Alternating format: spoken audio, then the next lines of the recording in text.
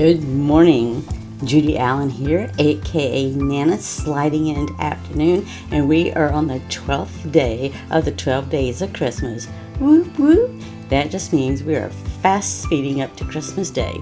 So I decided to wear my ears today.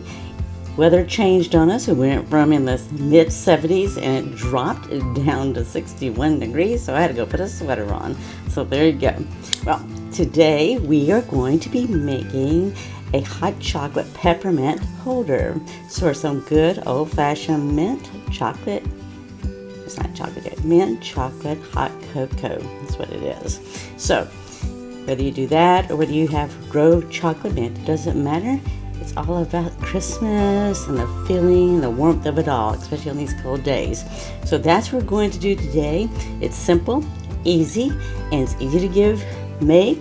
Remember, we want to create, share what you did, and give it coworkers, friends, stocking stuffers, whatever you want to do. I have several of these to still make before the weekend's over because I have Christmas packages to get out in the mail between Monday and Tuesday. So with that, let's go down to the hands. Just a reminder that the measurements and PDFs are available on our group page. All right, so come on, let's do it. So here's what we have. I got hot chocolate and our peppermint, all in one gift item that we can easily give away or stuff in a stocking holder. So here's what we've done. I'm taking here, put the chocolate aside a minute, hot cocoa. We're not ready for it yet, we might feel like it. Alright, so we started off with a 10.5 by 4 inch cardstock, and I have scored it. I have scored it down at the bottom. I've scored it 3/4 of an inch here on the sides. I'm going to show you. I'm just going to, as I say it, I'm just going to do it so you can see it. So I scored the bottom 3/4 of an inch because that's going to form the bottom of our box that we're making for our hot cocoa. Then on the sides here, we have scored it at 3 inches, 3.5 inches, 6 3/4 inch mark, and then a 7 1/4 inch mark. Now I like to go ahead and do the creases like this so we can get them in here good. And you can see the shape of the box taken form here. And this is sort of like what we did previously on the gift box. It's just different. It's a different design, but the concept's the same, right? We're going to be making a box. A simple box out of one piece of strip of paper. All we're going to have to do here is just cut. So we've actually formed right here a 3/4 inch there. So all we're going to do is take our scissors and we're going to trim it right there. Okay, and we're just going to trim it to the bottom of the box line. And if you want to do a diagonal a little bit in, you can. I'm just going to do mine straight. Doesn't matter. What matters is when you get done that you have a box to put your hot cocoa in and to put your peppermint stick in, because you know what we do? We sit there. If you've never done it before, it's all you have to do is take that peppermint stick and twirl it around in your hot chocolate. And that has to be hot, it can't be lukewarm. Hot chocolate. And then when you get through, it will taste like mint chocolate. Alright, so you can see now, here's what we're going to have. We're going to end up folding over here. We're going to tuck this under, fold this over here. And this is how it's going to end up at the end. But we're not there yet because we want to be sure to decorate the box, right? Alright, so I just want to show you that so you know that the box is coming. Right now though, we're just going to do a little decorating. So I've already fussy cut these two out. And all I'm going to do is just use adhesive to put it down. And I'm actually, let's see if I can grab a couple of things right here. It's within my reach. So all I'm going to do is we're just going to put them down. And I don't have to like do this all over the place, like it's got to be glued down everywhere, everything. No. But the thing that's cool about this too is because I'm going to put something in it, it can actually overextend some if you wanted to, right? So I'm going to let it extend over the side there. And on this side, I'm going to do the same thing. It's not going to be overly over the side, but it still is going to be over the side, right? I like the whole 3D effect. This is what this is. It's a 3D project. Alright, let me get my silicone mat handy. There we go. Put me out there. Alright, so I'm just going to bend it just a little bit so I know where I want to place it. And I'm just going to place it to the side because I'm actually going to put a bow up there. I could cross over if I wanted to. And then I have a tag. So I've already pre-stamped the tag and pre-die cut it. And I have one other piece down here. This is just nothing more than DSP. This is, gosh, not even a quarter of an inch. A little bit less than a quarter inch. I just wanted a strip down here just so they can give something besides just the red, right? Just to give it a little color. And all I'm going to do is run my tape over this here. However, I am going to put my silicone mat here because this is a very thin strip. And I want to make sure that there's any tape that goes over. It goes on the mat or it goes on the paper, but not on my paper where I do all my work. Because then everything is sort of sticky then. Alright, so I just put it down. Alright, and next I'm going to put this on here. So I'm just going to put this, I really want a little bit of a see here. It's okay, I like things to cross over sometimes, right? Because it gives it 3D effect. So all this is being done just with regular Stampin' Seal is what I'm doing. The box itself, I'm going to use a little bit more something besides that, but just what I'm doing here, this will work just fine, okay? So everything I'm sort of doing flat because I know I'm going to stick it in a stocking. And if you didn't like that hole there, that's okay, because guess what? I am fixing to cover it up with a peppermint swirl. There you go. So whenever you see stuff like that, you can always cover it up with something. Then I had these that I also had pre-cut die cut out of the same paper, beautiful paper. You know, it matches the bottom. And lots of times with this, where however it falls is where I put it. I have no magical place I will put them.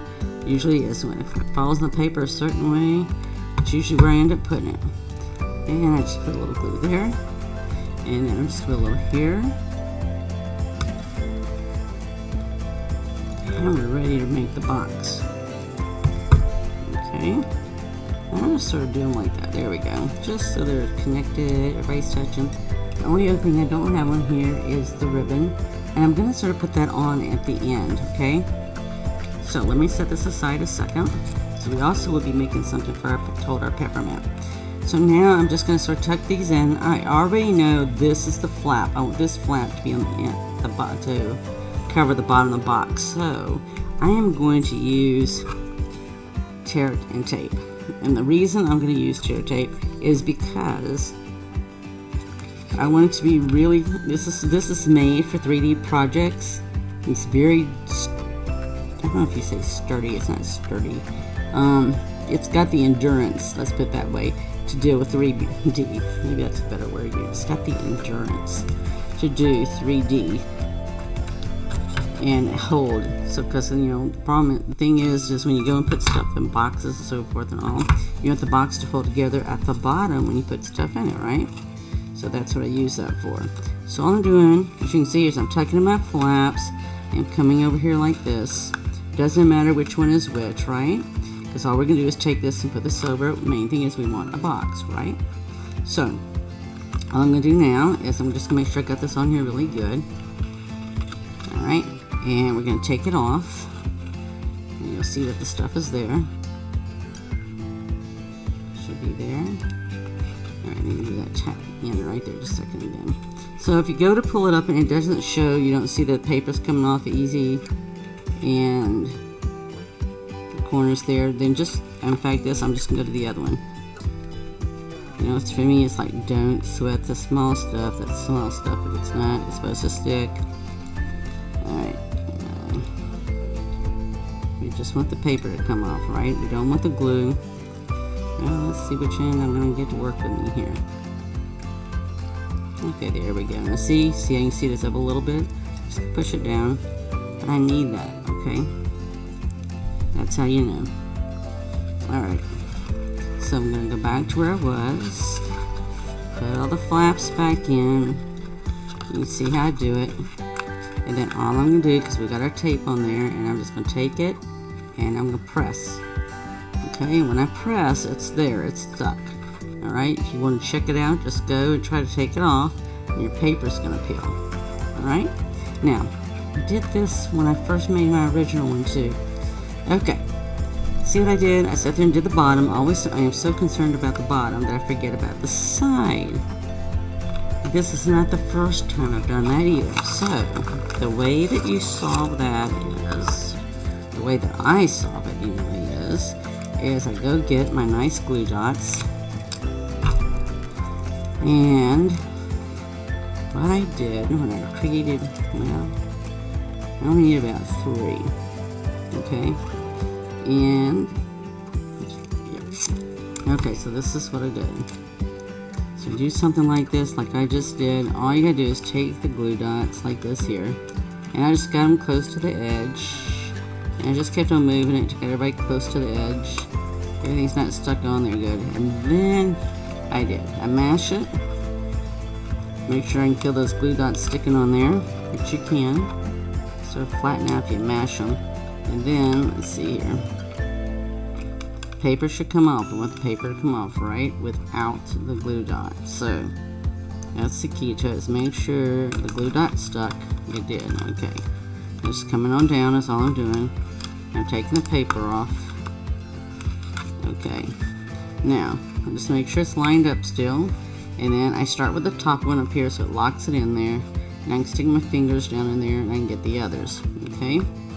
Alright, so I have my box. Even though I didn't get it glued right off the bat, I got it. Alright, so the other thing I need to add here is, this is nothing more than a 1 inch by 1 7/8 inch strip of paper, and it is scored every 3/8 inches. So basically what I've done is I wanted a little box on the side, per se, see here, so that I can put my candy cane in here. So it is better done with tear and tape. Let's see what's going to be easier here. Here we go. We'll just put a little tear and tape right here. If I somehow mess that up, I could always use glue dots again, right? Because they're both designed to hold stuff for 3D projects. And this is a 3D project, right? So, all I gotta do is rub it, and I'm gonna take it off, and I'm gonna form my little box. And then I'm gonna do this. I was trying to think if I did that, how I did that earlier when I made the first one. I think I did that with a glue dot. I'm not sure. We'll use tear and tape.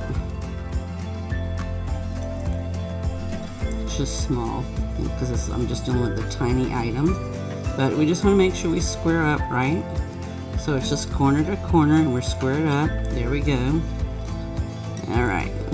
So now I'm going to put some more tear and tape. I'm going to put on the outside here because I'm going to stick it to the box. And you say, why not just stick it in the box? Well, I didn't want to. I wanted to do it this way. So I went in my box. I wanted my candy cane to be on the outside because, you know, I got several gifts going on here. I've made a box. And tear it. I can make a box. I'm gonna have my hot chocolate in there. And then I'm going to have my candy cane on the side, because that's the way I want it. Alright, I just stuck it. You can stick it anywhere on the side. Okay, the main thing is it's going to stick. If you need to push something in there just to make sure to mash, give it some pressure, I can use my scissors, I can use a pen, whatever I need. Okay, and you'll see, there's my candy cane. Alright, so see, my candy cane's just going to slide in here. Now you might just check your candy cane out ahead of time just to make sure with the size of it. You see these are sort of a, let's see how big this is. This is a about a little over 4.25 inch candy cane. You see it's not terribly big. There's bigger ones. If you use a bigger one, just be sure to adjust. And see, I'm just going to let it tuck right in there. And when I go to put my hot chocolate in here,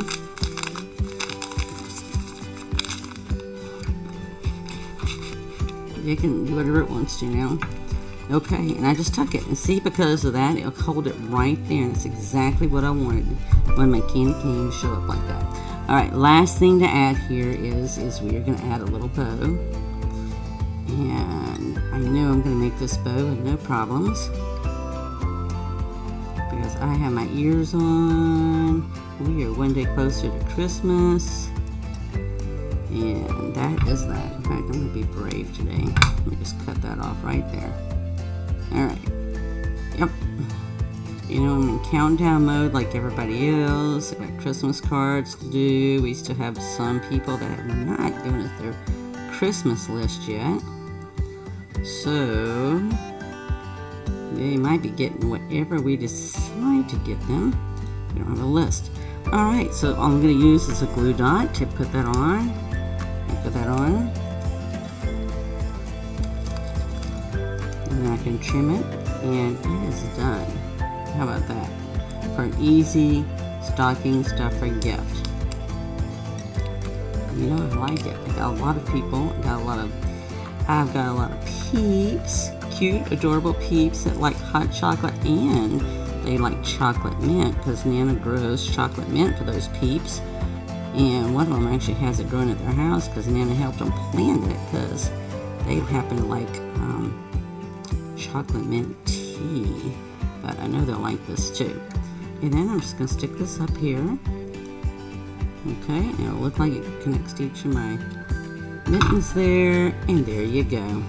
We have our hot chocolate holder. Making a nice gift, nice little box there. So,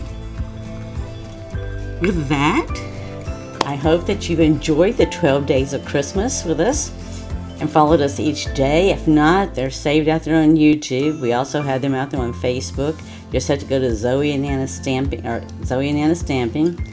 or you can also go to Adventurous Stampin. We have them both places.